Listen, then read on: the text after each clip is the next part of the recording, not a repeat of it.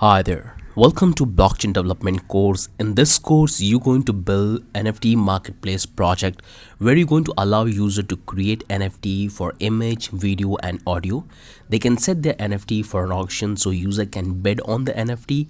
You will also include functionality based on the contract whether the user can buy the NFT using the native token of the NFT marketplace. They can join the community and send the messages. They can transfer the fund. They can buy the native token which they can use to buy the NFT.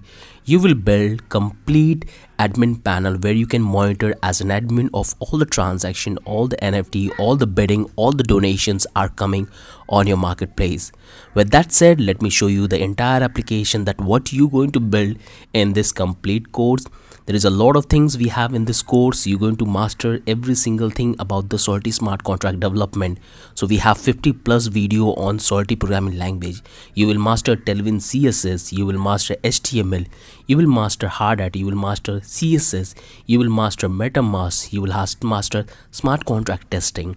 So a lot of things we're going to cover in this huge course. We have more than 100 videos in this course. Is going to be close to 40-hour plus long blockchain development course. So I hope you guys will enjoy and follow this entire project.